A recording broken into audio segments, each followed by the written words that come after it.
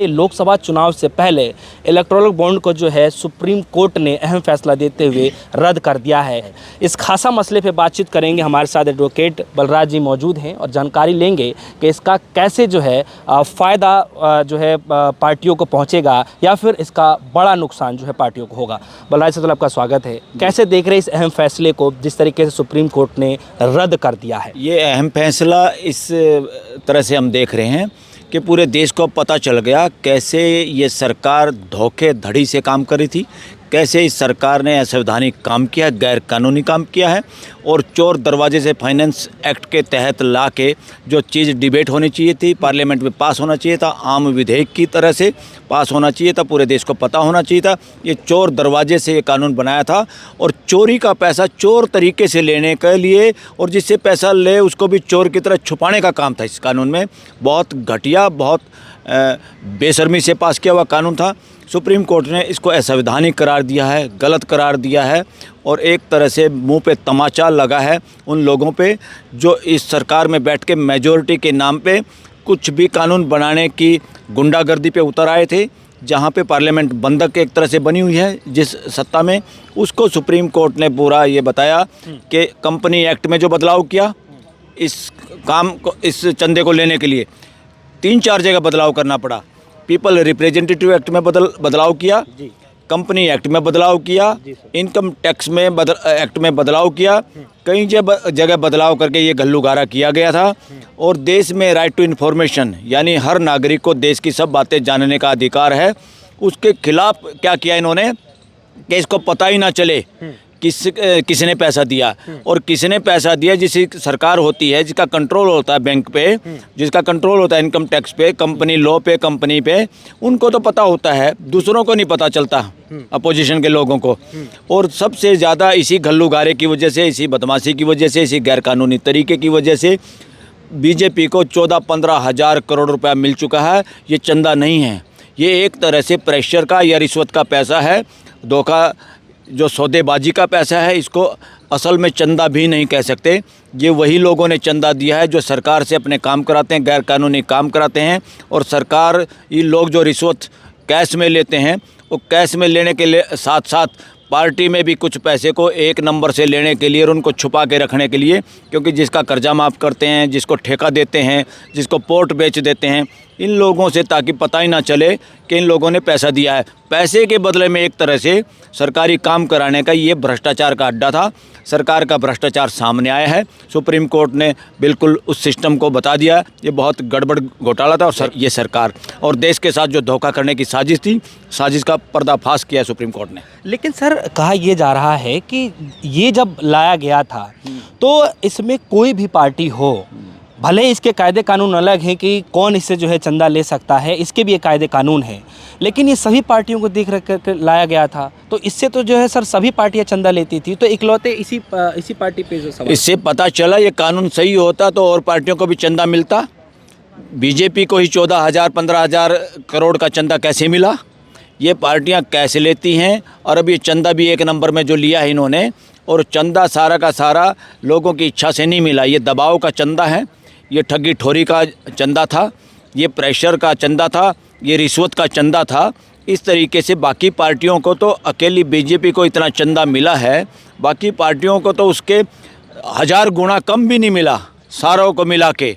तो इसका मतलब क्या है कि ये एक तरह से डराने का काम था और बिजनेस घरानों पे कंट्रोल करने का काम था कि तुम्हारा जो काम करेंगे उसके बदले में जो पैसा दोगे, जो रिश्वत एक तरह से दोगे, वो इलेक्टोरल बॉन्ड के जरिए हमें दे दो और देश को पता ही नहीं चले किसका काम हो रहा है, कौन गैर कानूनी बेनिफिट उठा रहा है, कौन सेठ धना सेठ बन रहा है। और वही चंदा दे के मैं चंदा दूँ, मैं ठगी मारूं देश के साथ, सरकार मेरे को मेरी ठगी मरवाए, मेरा कब्जा करवाए, पोर्ट पे कराए, हर जगह कराए और उसके बदले में मैं कुछ पैसे दे दूं। मैं धनाढ़ आदमी हूं, मेरा कर्जा माफ़ हो जाए, उसी में से कुछ परसेंटेज वापस कर दूं, उस पार्टी को कर दूं, कैश में कर दूं, कुछ इलेक्टोरल बॉन्ड में कर दूं। उसको सुप्रीम कोर्ट ने बंद किया है और ये भी कहा है जो इलेक्टोरल बॉन्ड अभी तक कैश नहीं किए गए हैं वो वापस उन लोगों को करा जाए पैसा। अच्छा सर, आज जो सुनवाई जो हुई है उस पे सुप्रीम कोर्ट ने क्या क्या कुछ कहा है? क्या इस पे भी जानकारी दी गई है कि जो है जिसने अभी तक जो दिया है उसको क्या सार्वजनिक भी किया जाएगा?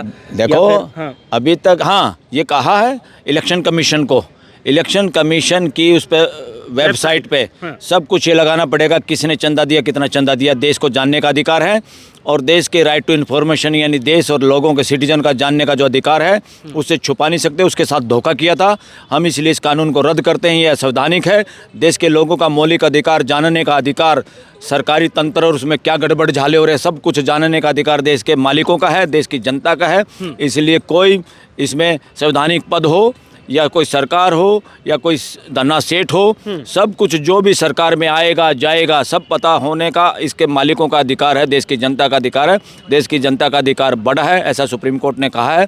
वेबसाइट पे सब कुछ लेगा गया, इलेक्शन कमीशन की वेबसाइट पे सबको पता चलेगा देश को किसने किसको पैसा दिया, कितना पैसा दिया, इसी पार्टी को क्यों दिया और उस सेठ ने क्या क्या फ़ायदे उठाए इस सरकार से, उस सेठ का ही आमदनी कैसे बढ़ती चली गई और देश 80 करोड़ लोग नीचे चले गए और निःशुल्क राशन खाने पे मजबूर हो गए।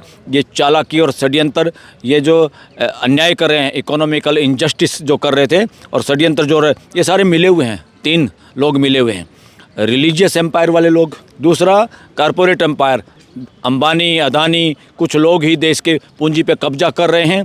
तो वही ऐसे महाज्ञानी हैं, वही ऐसे किस्मत वाले हैं, सारा पैसा उनके पास। इसको एक बात को मैं ख़त्म करता हूँ, ये है कारपोरेट एम्पायर। तीसरा एम्पायर है पॉलिटिकल एम्पायर। 1-2 आदमी अपनी देश पे हुकूमत चलाते हैं, जो मर्जी है वो करते हैं, उसका नाम है पॉलिटिकल एम्पायर। मानवता में एम्पायर नहीं चलता, मानवता एम्पायर को जूते मारती है। अस्तित्व में एम्पायर के लिए कोई जगह नहीं है, भारत के संविधान में एम्पायर के लिए कोई जगह नहीं। तीनों ये षड्यंत्रकारी एम्पायर मिले हुए हैं, एक दूसरे को कोई पैसा देता है, दूसरा इलेक्शन लड़ता है, इलेक्शन लड़ने वाला फिर कानून बना के पैसा देता है, कहीं राम मंदिर बनवाता है। ये तीनों एम्पायर मिले हुए हैं, ये मानवता के विरोधी हैं, देश के 140 करोड़ लोगों के विरोधी हैं। अब देश को पता चल गया और सुप्रीम कोर्ट ने हिम्मत दिखाई कि देश की उम्मीदों के अनुसार देश के लोगों का राइट टू इन्फॉर्मेशन यानी जानने के अधिकार को अपहेल्ड किया, यानी उसकी सुरक्षा की है और इस सरकार के बनाए हुए कानून को दता बताया है, बेकार बताया है, असंवैधानिक बताया है, एक तरह से गुंडागर्दी बताई है। और या वो देश को मूर्ख समझते हैं या देश को हिंदू मुसलमान करके या और तरह के नारे दे के, निःशुल्क राशन दे के, फ़ोटो वोटो लगा के, बहनों को सिलेंडर दे के जो गुंडागर्दी और तानाशाही दिखाई जा रही है। एक ही आदमी को प्रोजेक्ट किया जा रहा है। ये एक आदमी को प्रोजेक्ट करना संविधान नहीं कहता और ना इस देश की परंपरा कहती। इस देश में एक राजा होगा, एक मसीहा होगा, वही देश का कल्याण करेगा।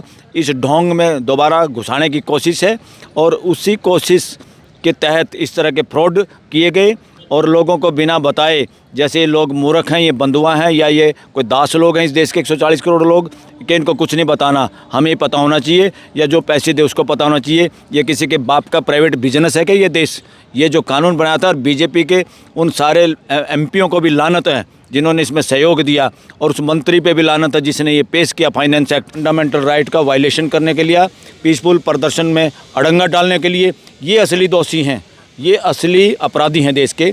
और किसान समुदाय इस देश के बोलने के अधिकार को और प्रदर्शन करने अधिकार को जीवित रखेगा, इसलिए किसानों का समर्थन करो।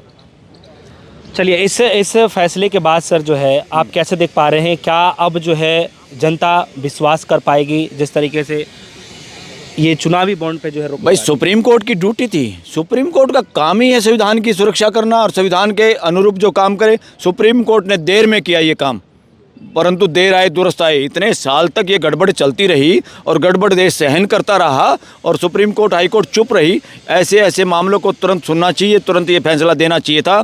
देर आए दुरुस्त आए, सुप्रीम कोर्ट ने लेट लतीफ़ी की है, मगर कोई बात नहीं, देर आए दुरुस्त आए, सही समय पे सही एक फैसला आया है। इसलिए सुप्रीम कोर्ट का ये संवैधानिक बेंच का 5 जजों का फैसला महत्वपूर्ण फैसला है इस देश के लिए। चलिए, बहुत बहुत शुक्रिया जी। हमारे साथ जो है बलराज जी मौजूद रहे जिनसे हम खासा बातचीत कर रहे हैं।